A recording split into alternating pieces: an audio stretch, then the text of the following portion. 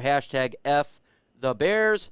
Lions take a quarterback in the top 10. Should they take their chances on a developmental guy like Michael Penix, Jordan Travis, or Grayson McCall in the later rounds if the Lions don't take a quarterback early in the draft? What do you think, Ant-Man? I don't think they should take one top 10. I think they should take KJ Jefferson from Arkansas as soon as he declares for this draft. That's where I'm at. What about you, Mark? You know, I want defense. I still want a quarterback somewhere within the first 2 rounds. I like Michael Penix Jr., though. I think that kid's pretty good. I think McCall got hurt, though. Don't know a lot about Jordan Travis, but I wouldn't mind a Michael Penix Jr. I do like him, but I'm still kind of on the fence with grabbing one in the top 10, even though we do need defense really bad. I know we need a quarterback eventually, though. It's a great question here from Weston Lyon. LNU, do you think the Rams pick comes before ours in 23? Yes. Man, I'm going to say yes because they're injured. Their offensive line is terrible. They're going in the wrong direction. Stafford's throwing picks while injured. I'm going to say yeah. What do you got, Ant-Man? Rams are going to be above us. I think easy does. I mean, don't forget they're in the tougher division, in my opinion, as well. So their schedule is rough. They've got the Saints next. I know they're not great, but it's at the Dome. It's in New Orleans.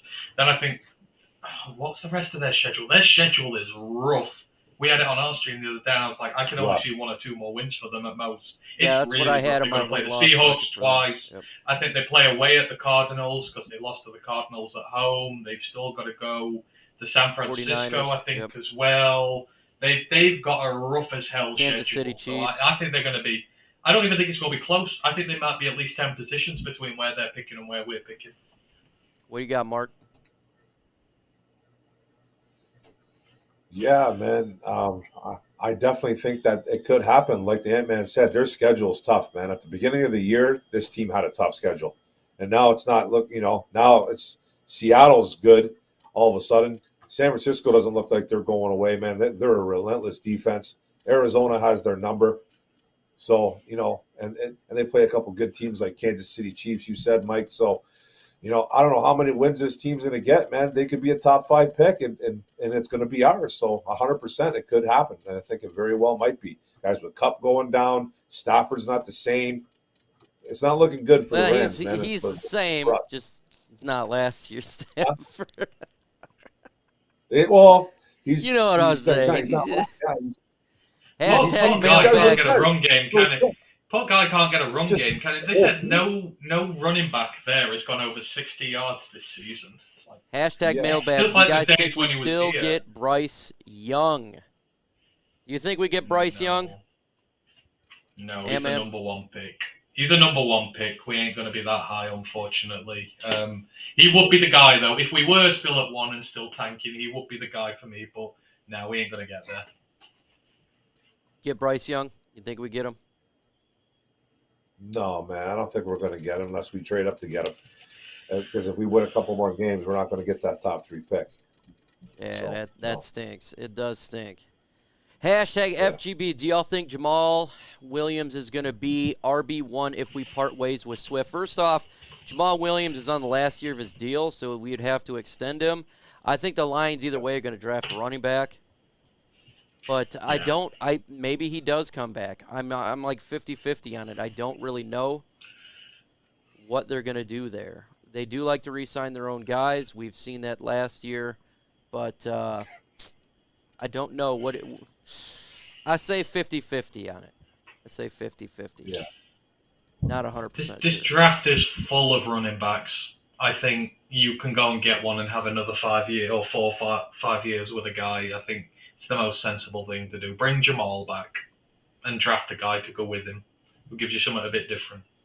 Super chat from Paul Ginder. Thank you so much. He says, #smashed a hole. How many yards do you guys think Jamal gets over? Do you think he gets over 100 yards? I'm going to say no, not in this game. He doesn't get over 100 yards. What do you got there, Mark? You know what? I think he's capable of getting it because you can run on the New York Giants, man. So I'm going to say he does. I'm going to say he gets over 100, man. I'm going to say he has a really big run and he gets over 100 yards. I think he can.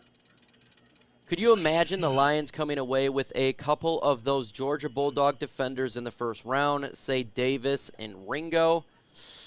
You've seen a lot of mock drafts where Keely Ringo is coming to the Lions, and it makes a lot of sense because they do need help opposite of Jeff Okudah. Having a Ringo, Jerry Jacobs, and Okudah, that would be a pretty sound-looking defense, back end of a defense. It would. Get Jalen Carter. Best. I honestly think Ringo's going top 5. His ascent is massive. Unless the Rams really screw up. Yep. Unless the Rams really screw up, I think he might even be a bit too high. What if the Rams are a top 2 pick? Well, us/Rams top 2 pick. I tell you what, root for them to lose and root for the other teams to win, baby. You take Jalen Carter if you're top 2 from that Georgia defense. If you're top 2, man, I'm going quarterback, bro. I'm just telling you, that's what I'm doing there. If we get a top 2 pick, someone's coming to Detroit. Wow. That's me. The Stafford trade will hopefully be remembered as the trade that turned the Lions around. The pick last draft got us Jameson Williams. Then in 2023, the pick is a top 10. For sure, 5 through 10. Yeah, man, look, that's what you got to do is you got to draft your guys, and that's why we traded away Stafford. I know a lot of people were mad about it, but we were so broken as a football team, we need to acquire talent. When Jameson Williams gets in here, we need help at wide receiver. He's going to light it up. And then if you do get a premium talent, that's what it's looking like in the draft, it's going to help the team out. And it was a trade, both wins, both team wins. They got a Super Bowl, we got talent. So that's it. When you're trading away the premium talent, you are going to get the later part of the bargain. You ain't going to get instant gratification out of it. So it's all a case of waiting. Because, I mean, another thing, if it is that high and we decide, we don't want to go quarterback or we go later, you flip it and trade down and get even more picks from it. Gives you more chance of landing on guys for this franchise. It can end up doing us a hell of a lot of good for this. Or it's that high that we can get a quarterback and we can trade our pick down and get more picks. All these ramifications that come from it, you've got to wait till at least 2 years after this 2023 draft, and then we will have had all our side of the bargain from it, and you'll see how good the players are. But potentially we're getting a lot out of it. If he's part of that deal, if he can come back, be healthy, you've got a good guy there. It worked for us both. We got 130 in the building. Let's get 9 more likes to 50. 9 more likes to 50. Helps the channel out, and if you ain't subscribed, do that right meow. Hashtag FGB. Do y'all think we're going to be buyers or sellers this offseason? I think we're going to be buying in free agency, and I think we're going to be aggressive in the draft. I think this is going to be the biggest offseason that we've had under Brad Holmes and Dan Campbell. 100%.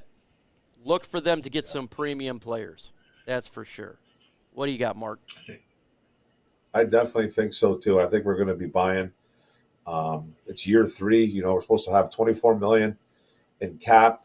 That's not including probably releasing guys like Michael Brockers. You could see Vaitai gone. You could see a couple guys gone. We're going to get apparently a big chunk of change to spend some money. And I think this is where Brad Holmes opens up the wallet and spends a little cash to get at least 1 or 2 big names over here, or big-ish.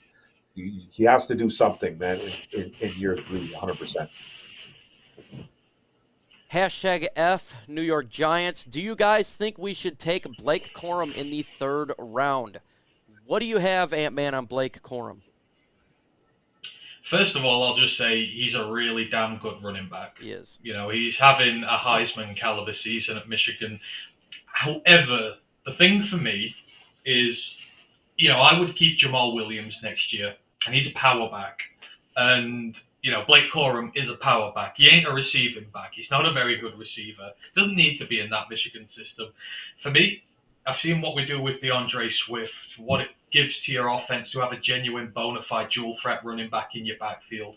I would prefer to go for another one of them.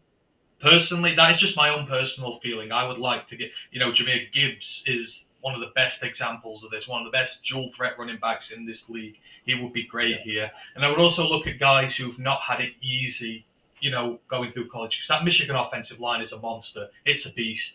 And, can he do it at this level when maybe he doesn't have that offensive line as well? I mean, we've got a good one here, but, I'd be looking at guys who've got production at schools where the offensive lines are not so good, the situations are not so good. Your Israel Abanikanda, like him from Pittsburgh, he's got 1,200 yards this year in the ACC. No other running back's got over 900 in that league. It's bloody difficult. And he has had an amazing season, 18 touchdowns in there. I kind of look at guys like that, and that's just my own personal preference, though. That would be where I'd go. But if we got Coram, I wouldn't complain. They're all Lions. I'll back them all either way. I like Blake Corum, man. He's a muscle hamster. I'd like to have him on this team. He'd look good in Honolulu blue and silver. I gotta say that. Hashtag FGB. Would you rather rather a wild card run or a better pick this year, Mark Oram? My God, that was getting cut up by wordsmithing right there.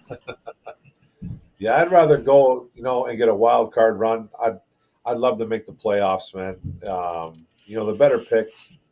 Sometimes that better pick doesn't really necessarily mean anything. I'd rather make the playoffs, man, and try to win a big game in advance of the playoffs. So yeah, man, give me a wild card all day.